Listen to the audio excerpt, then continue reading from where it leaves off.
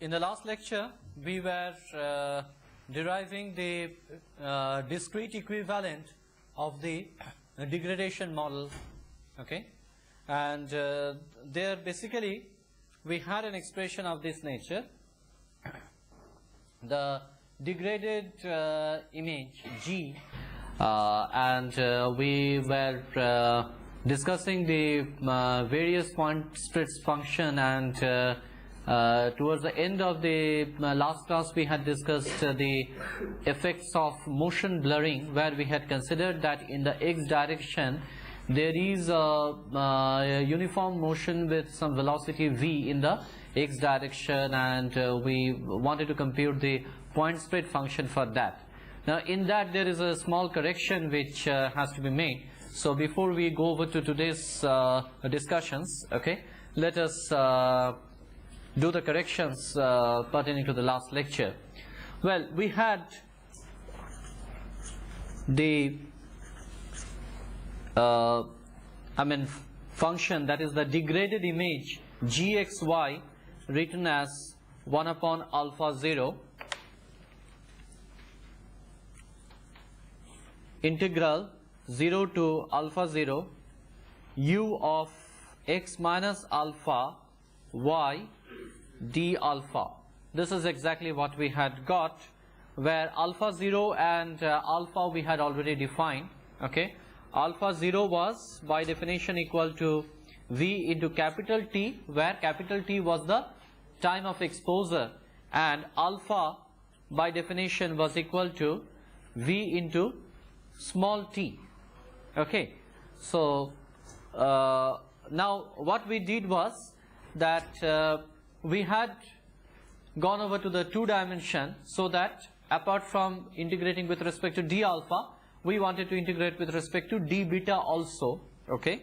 So that this same expression can now be written as gxy equals 1 upon alpha, and instead of trying to keep the limits of integration from 0 to alpha 0, we had converted both the integrations limits from minus infinity to plus infinity, and thereafter we had introduced the definition of the rectangular functions to write it as rectangular function with argument alpha by alpha 0 minus half delta beta, and this was multiplied by u x minus alpha y minus beta d alpha d beta.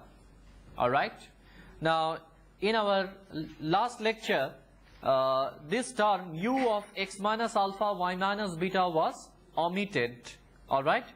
So this term must be there because it is coming automatically, because it was u x minus alpha y, and we are making it into u x minus alpha y minus beta, and by introducing a term delta beta over here, then if the limits of integration with respect to beta is from minus infinity to plus infinity, only where we have beta equal to 0, okay, there we are getting a value equal to unity, and at all other places this is equal to 0, so that this function can be written like this. So if you look at this expression, very clearly you are seeing that the degraded image gxy is obtained by convolving the image, the original image u of xy, with the function, okay, which is given here, okay, the function which is being underlined. So this becomes a point spread function. This expression we got in the last class, but the point spread function has to be convolved with the original function. So please note that there should be a term containing u x minus alpha y minus beta in this expression for gxy, okay. Please note this correction. So now we will be going over to the next topic of discussion. Actually speaking, we had in the last class got the degradation model in the continuous domain, and the expression which we had got for the degradation model was, let me write it down once more. We had got this expression gxy equals double integral within limits minus infinity to plus infinity f of alpha beta h of x minus alpha y minus beta d alpha d beta. Alright, we had got this expression. Now this was under what assumptions? Can you remember the assumptions which we made in the last class for the function h? Correct? Not time, rather shift invariant and homogeneous linear function.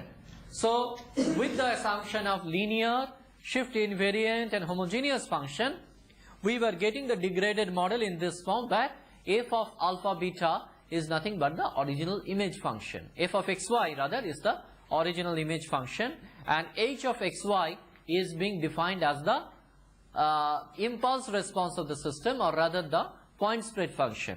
Alright.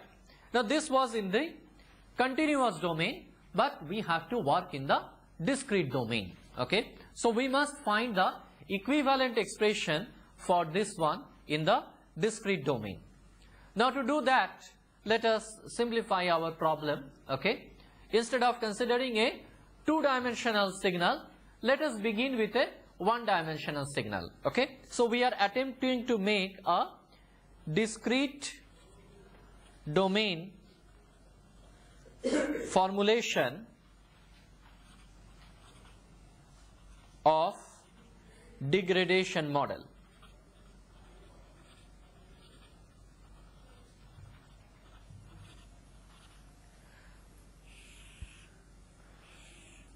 So at first we attempt to do it with the one-dimensional signal, and then we can extend it very easily to the two-dimensional signals. Alright.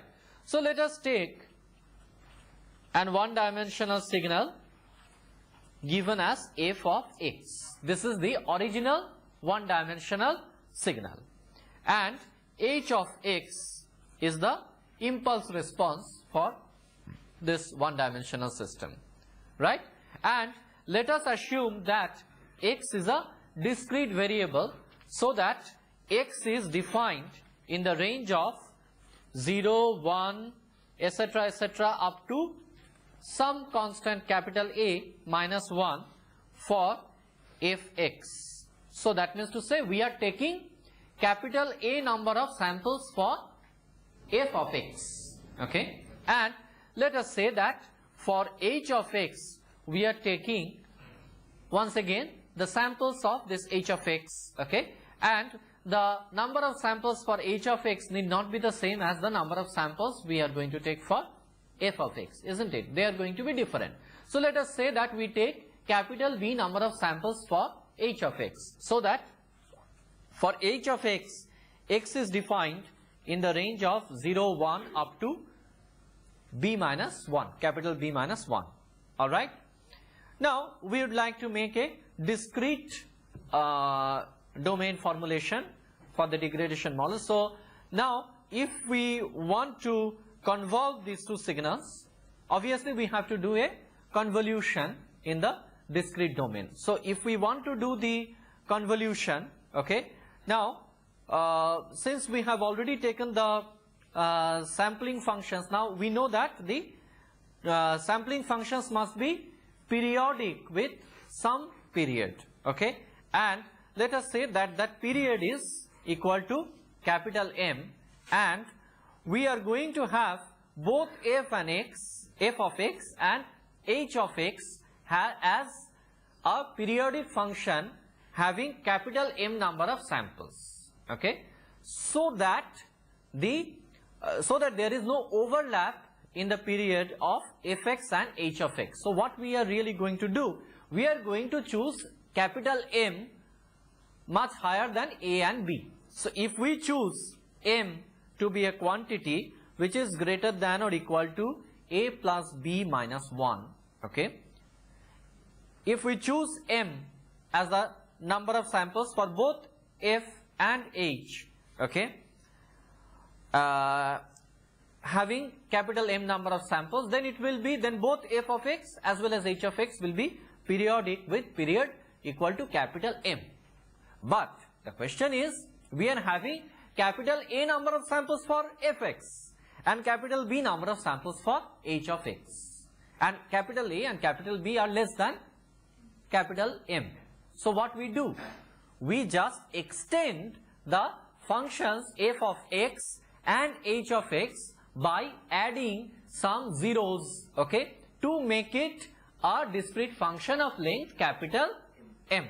Alright, so let us add zeros, okay, to make an extended function. So let us call the extended function of fx as f suffix e x, where the extended function f e x is having capital M number of samples, okay, where capital A number of samples are the samples from fx directly, and the remaining samples, M minus A, remaining number of samples, they are zeros. Alright, and very similarly we consider the extended impulse function as, impulse response function as he of x, okay. So if we take that, if we take it this way, then what is going to happen for the function g? How many samples are we going to have for the function g? Again, capital M, and that is going to be an extended function of g. So I can write the extended function of g, okay, as again g suffix e x, okay. This is to be written as what of fe and he? This is to be written as a discrete convolution, okay, as a discrete convolution.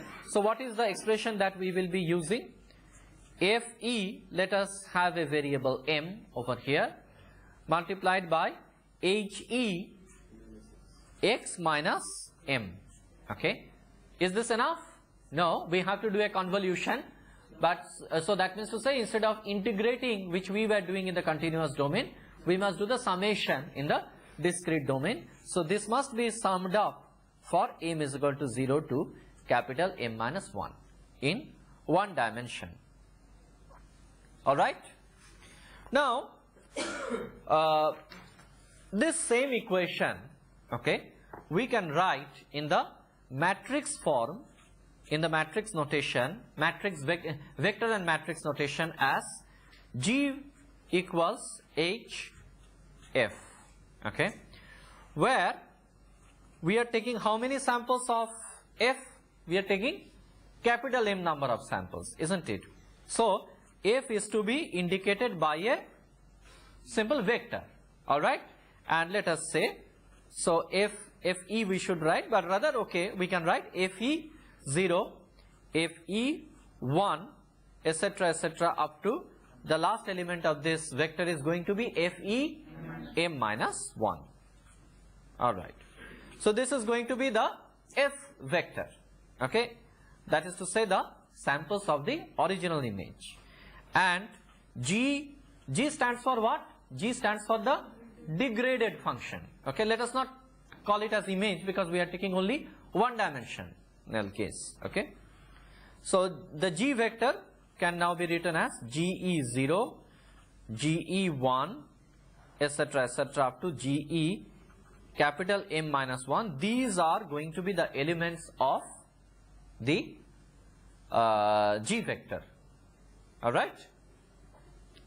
Now we can write, I mean, because since F and G both are of dimension capital M by 1, they are vectors, okay.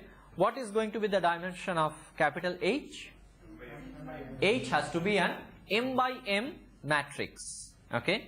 And going by this equation, simply considering this equation, Gex equal to this, okay. If we consider this equation, then how should I write the elements of this H matrix? Just think it over. H, capital H matrix can now be written in terms of the elements of He, okay. So what will be the first row? Just think over.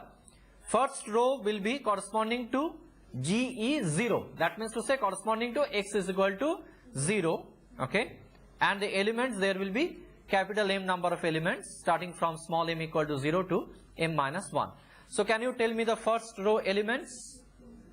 First row, first element? HE0. HE0. First row, second element, HE minus 1, because x is equal to 0 and small m is 1, so that it is HE minus 1 becomes the second element. So the second element is HE minus 1. 0 minus 1 means 1. I mean 0 minus 1 means minus 1. This is a two-dimensional matrix, so there will be two coordinates, x and y. No. 1 minute. This is a two-dimensional matrix, no doubt. Okay, but just see the argument of this is HE x minus m. We are considering only the x variable. We don't have a y variable over here. All right, we have only the x variable. The function is fx. One-dimensional function is fx, and its corresponding degraded function is g of x. Rather, extended function is fe of x. Extended degraded function is ge of x. So it is he of x minus m. There is only one argument in terms of x. All right. So the elements of this H matrix will be, for the first row, he minus 1. Okay. What is the next element? He minus 2. And what is going to be the last element of this row? Minus capital M plus 1. He minus capital M plus 1. Very good.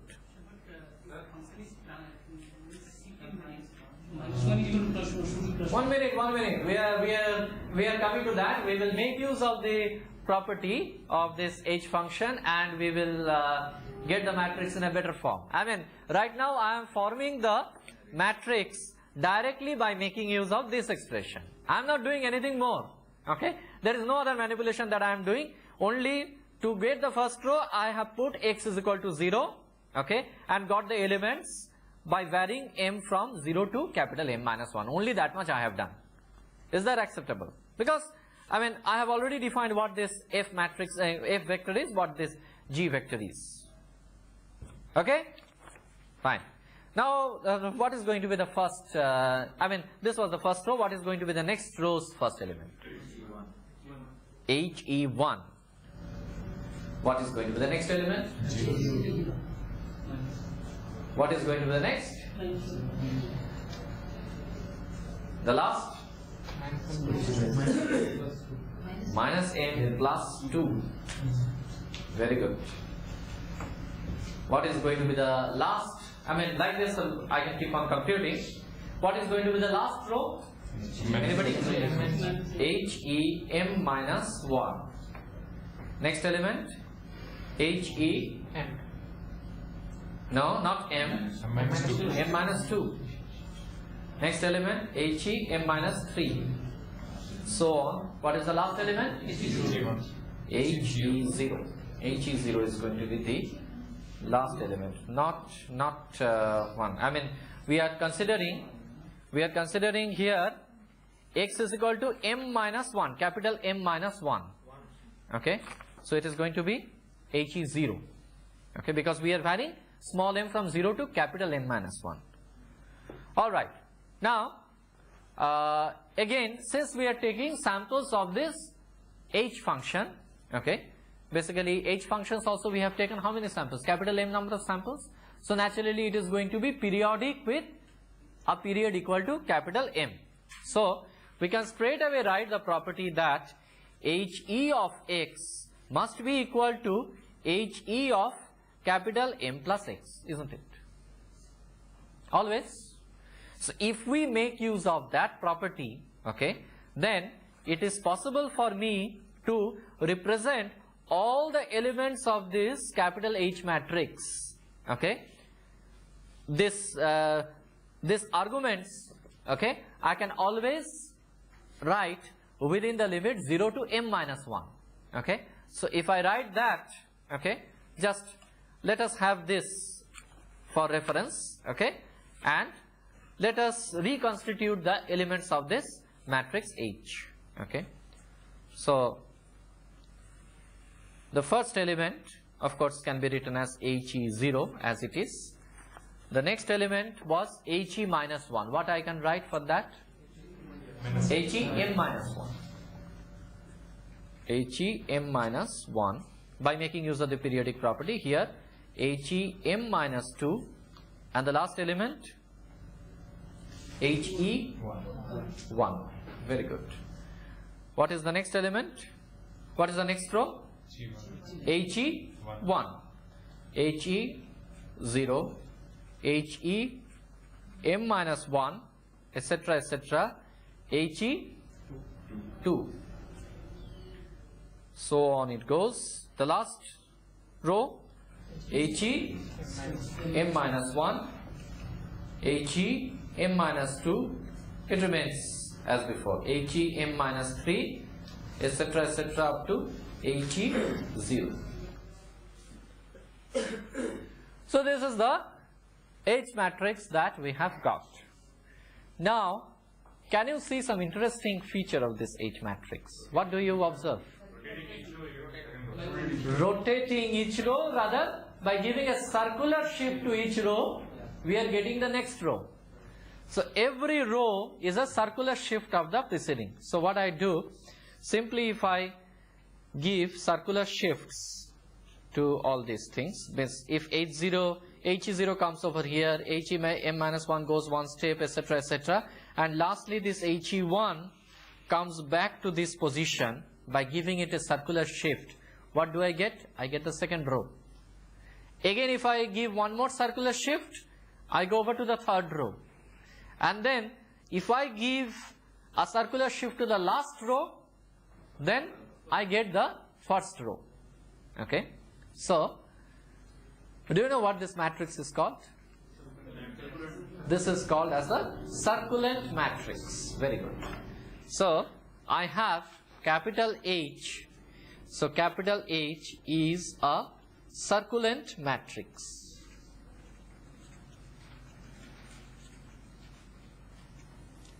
Alright?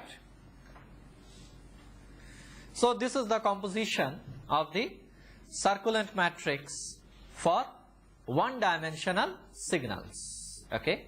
And now we are going to consider, okay, what is going to be the composition of this H matrix when we consider two-dimensional signals. Okay? Of course, two-dimensional extension is quite simple. I think by now we are all familiar with the concepts of how to convert any two-dimensional array into a one-dimensional array by row ordering. That means to say, if we have an image of size m by n, okay, we can always make it into a vector of size mn, okay, and then proceed. Okay, so we will be making use of the same concepts, but let us have the very basic definitions of the two-dimensional functions. Okay, let us say that we have an image fxy, okay, which is of size capital A by capital B. We are assuming the image fxy to be of this size A by B, and we are also assuming that the impulse function, impulse response function h of xy is defined,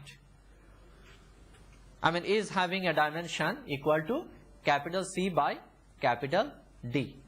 Alright? Now, we are going to extend this A by B and C by D images into an M by N image. Okay? So, M by N is going to be the size of the extended image. Okay? So, such that our definition of the extended functions I am now writing down. So, that means to say, in the extended function, I will not call it as f of xy, I will call it as fexy, and the extended h function I will call as hexy. Alright. So, the definitions of fexy and hexy are, fexy is equal to f of xy for x lying between 0 and a minus 1, okay, and what else? Y lying between 0 and b minus 1, okay, and this is equal to 0, okay, when x lies between a and m minus 1, or when y lies between b and n minus 1. Okay? And very similarly, HE of xy can be written as h of xy, okay, for x lying between 0 and capital C minus 1 and y lying between 0 and capital D minus 1, and it is 0 for x lying between capital C and m minus 1, or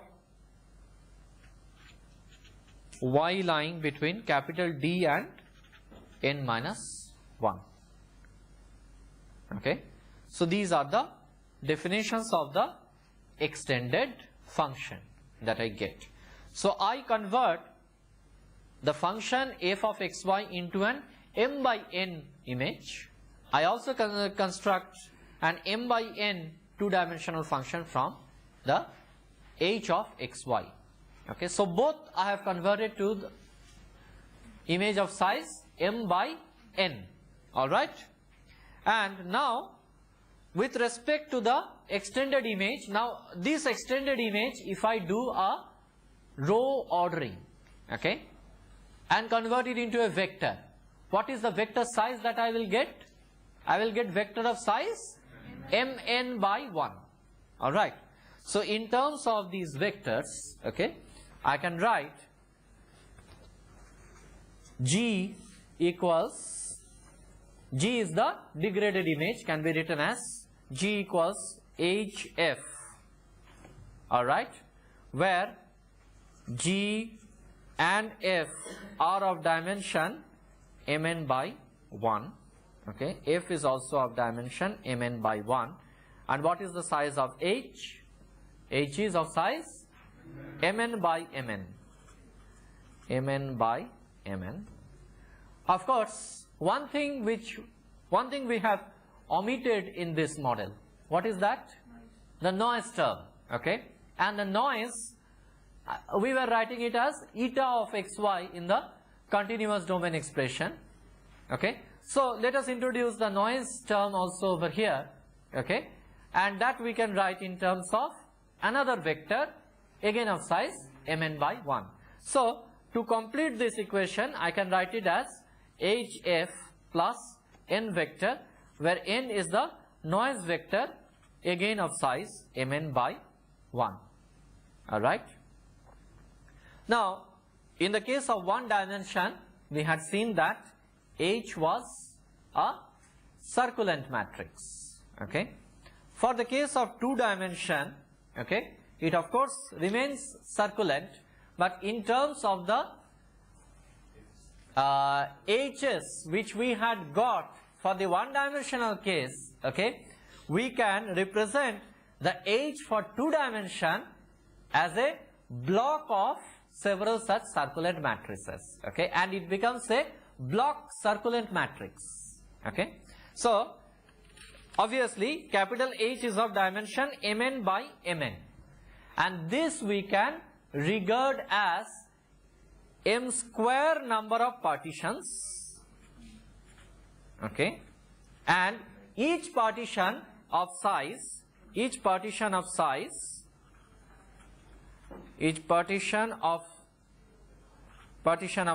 n by n.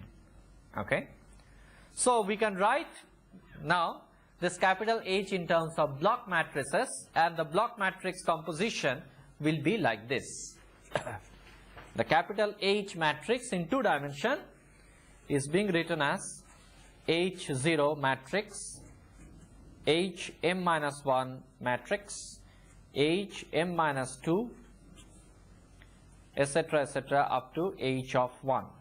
The next row is H1, H0, Hm minus 1, etc., etc., H2. And the last row is H, M minus 1, H, M minus 2, H, m minus 3, etc., up to h0. Okay, so it has become a block matrix, and again you see that the indices of this block the elements of this block matrix, they are again having a circular shift. So matrix H now is a block circulant matrix.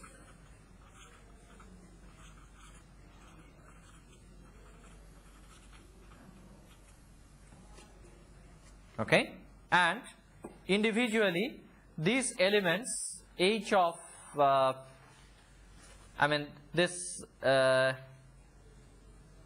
these H matrices, okay, can be written as, if we take any indices, let us say H of J, if we take, then H of J will be a circulant matrix.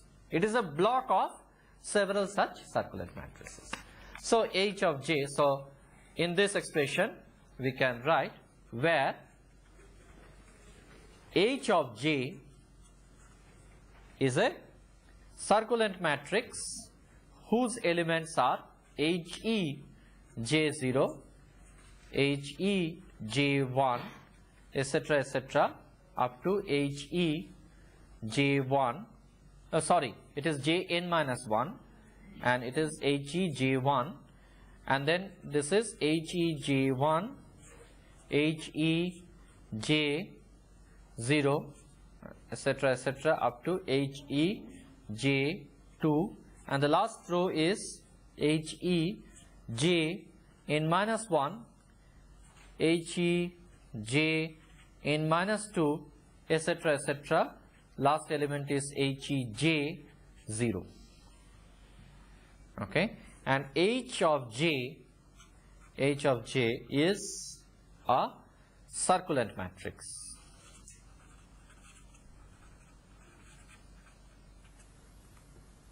Alright, so individually all these H of J's are circulant matrices. Okay, and all these circulant matrices, when I put into here, okay, the overall matrix H of size mn by mn now becomes a block circulant matrix. If it is instead of n square elements, n square matrices, can it be n square matrix of size n square? Reverse. What we have done is that we have assumed the image size as m by n. Okay, so that is why we wanted to put m rows, okay, in this matrix. Okay, I mean in this block matrices I wanted to put m rows, and that is why I have put it as h0, hm minus 1, hm minus 2, so that the x indices is changing from 0 to m minus 1. Okay, just to make it compatible with the image size, we did it that way. Alright, now fine, I mean what we did so far was nothing but the same expression for the convolution degradation, I mean the same convolution expression for degradation we had considered, but instead of writing the convolution expression in the continuous domain, we are just writing the convolution expression in the discrete domain, and in discrete domain we should remember this expression, that G, the degraded image, is equal to nothing but H of H multiplied by F plus N, where H is a block circulant matrix. Okay, so that is exactly what we have done so far, but so far we haven't done anything, okay, which should really help us in restoring the image, because after all, just remember always that what our problem is. Somebody has given us the degraded image G, okay, and we are going to make an estimate of F, okay. F also we don't know, okay. We are going to make an estimate of F, let us say that F hat, okay, such that F is very close to F hat, okay. But we haven't done that yet, okay. So in order to do that, we must thoroughly know the properties of this H function, okay, so that some further mathematical knowledge about this h function helps us in designing the filter, okay, which will restore the image. Rather, I want to get f from g, okay, and I must know the properties of this h very thoroughly. So now let us once again have a detailed look at the H matrix, okay. Let us go over to the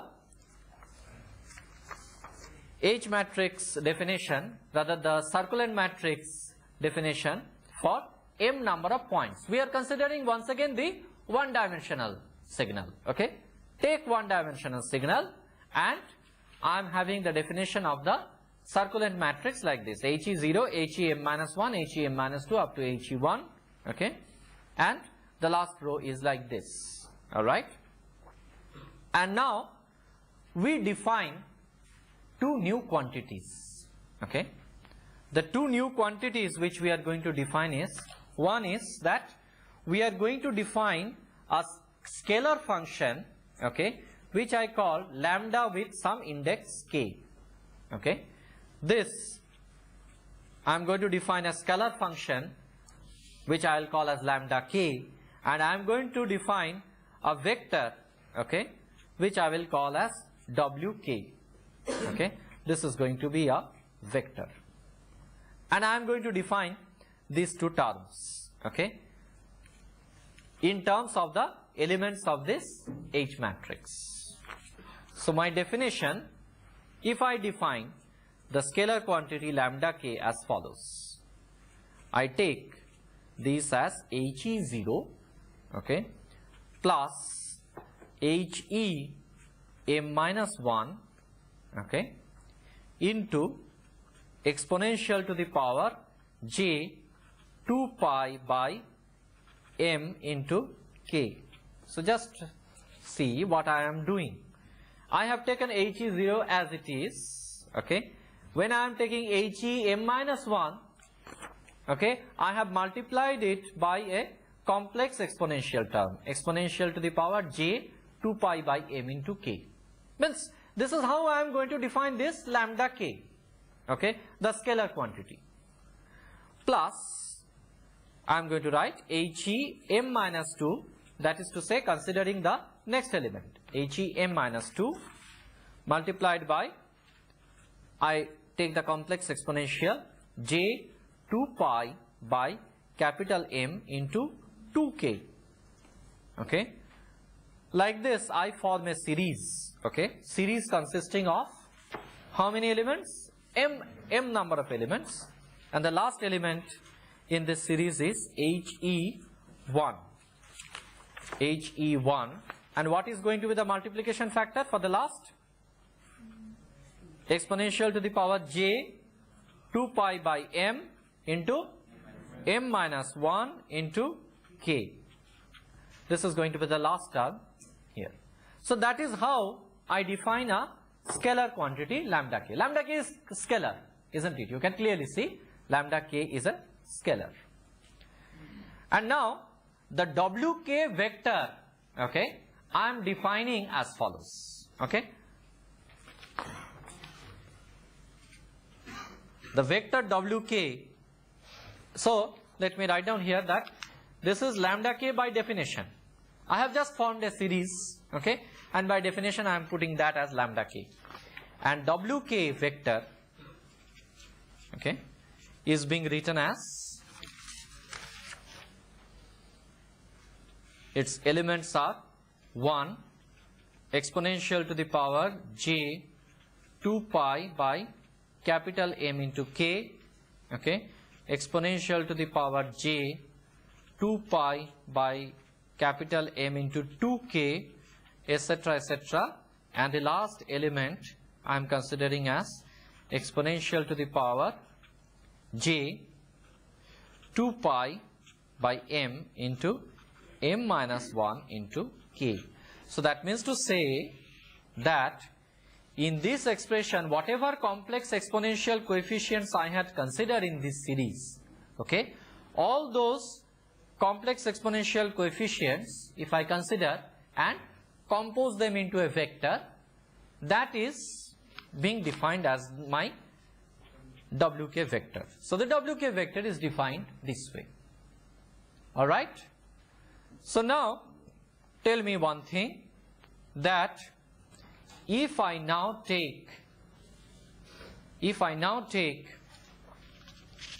lambda k into WK, okay, if I now take lambda k into this WK vector, okay, you can clearly see by making a matrix multiplication that this becomes equal to the product of my circulant matrix H and WK. H into WK, okay, is equal to lambda k into WK, okay, by matrix multiplication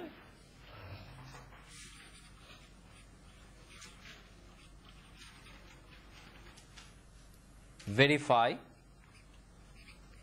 that HWK is equal to lambda k into WK. So what is the significance of this? Yes, so lambda k's are going to be the eigenvalues of which matrix? Of H matrix. And what are going to be WK's? WK's are going to be eigenvectors. So WK is an eigenvector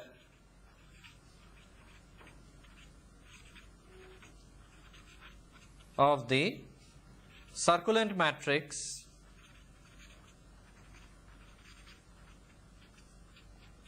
H, okay, and lambda k is its corresponding eigenvalue.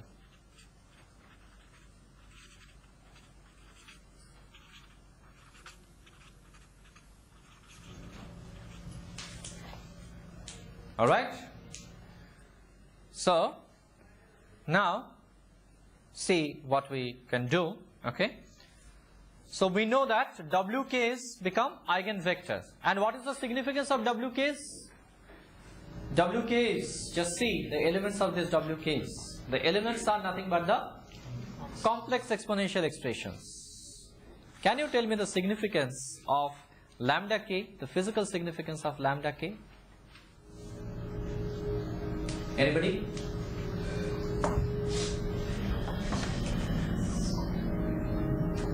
Isn't it very familiar equation?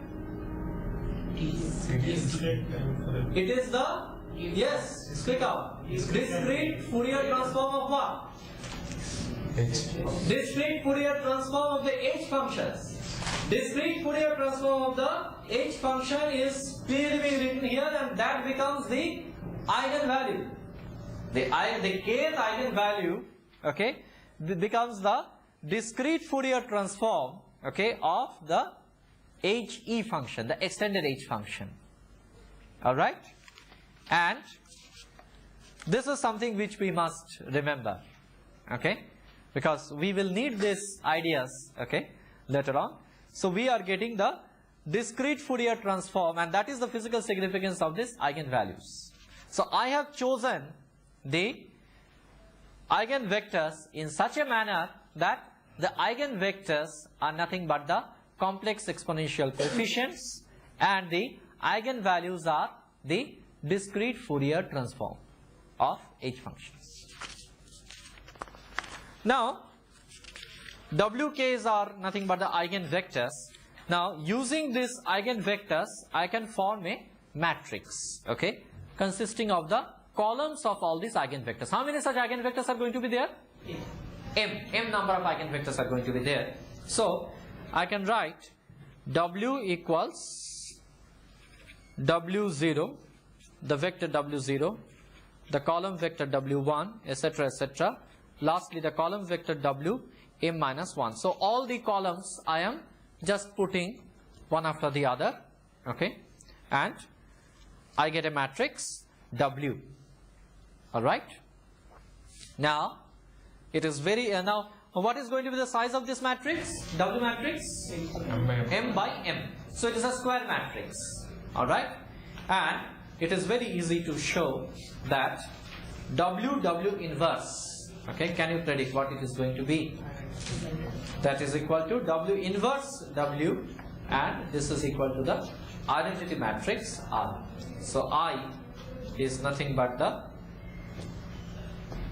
M by M identity matrix.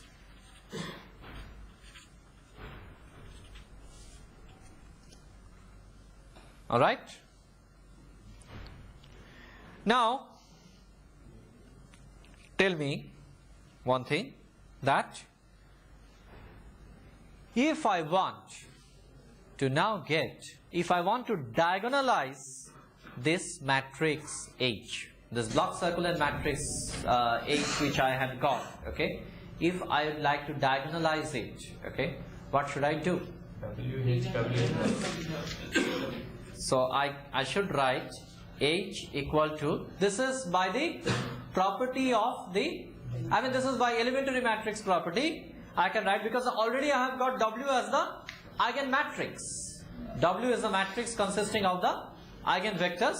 So in terms of these W matrices, I can write H equal to W multiplied by the D matrix multiplied by W inverse. What is D? What is this D matrix? D matrix is the diagonal matrix whose elements are the eigenvalues of H. Okay? Rather, the same expression, if I pre-multiply by W inverse and post-multiply by W matrix, okay, then I can write down, then I get D. So from the above expression I can write D matrix as W inverse H W, okay, where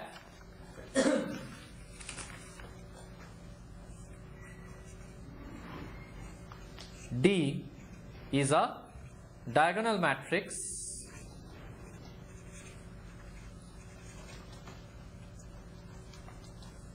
whose elements are eigenvalues of H. Okay,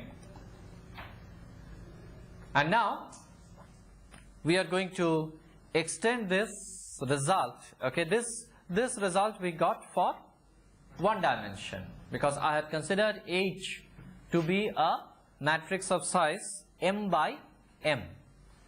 Now if I want to extend the result for 2 dimension, okay, then it is easy to see, okay, I mean you can proceed in a similar way, okay, and you can see that once again we have H equal to W D W inverse, okay, and D is equal to W inverse H W. So for 2D also we are getting a same result, but this time for the case of 2D, what is H?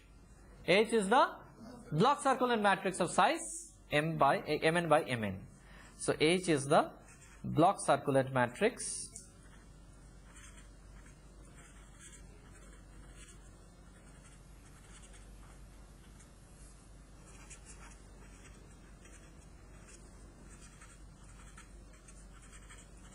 of size Mn by Mn.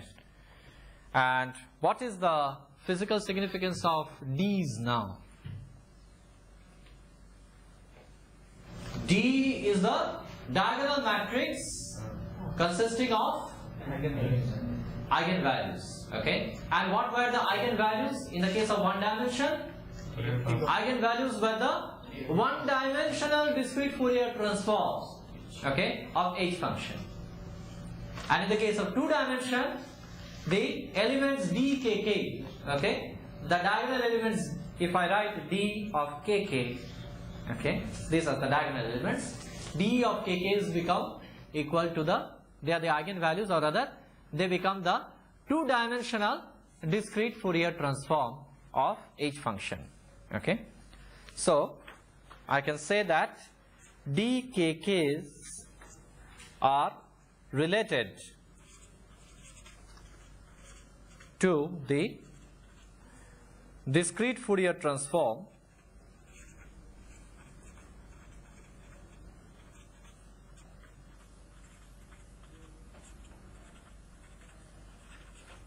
of the extended function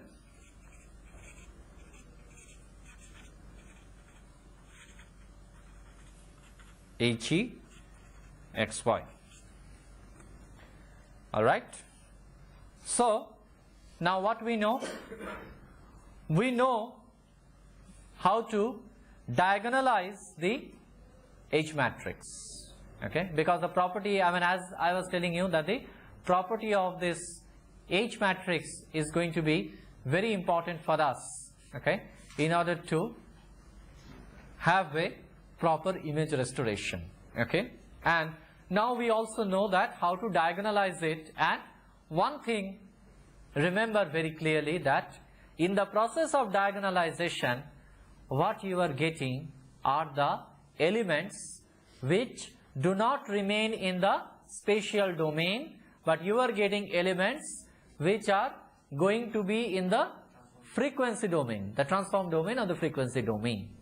Okay, so whenever we think of restoring the image, okay, it is well possible that we will have to go over to the frequency domain, because all these W and W inverse terms are going to remain with us always, and multiplication by W inverse, okay, you can clearly know that multiplication by W will result in the transform domain, and then that result, if I multiply by W inverse, we are going to come back to the spatial domain once more. Okay, so naturally these are the things which we have to keep in mind in designing a proper image restoration.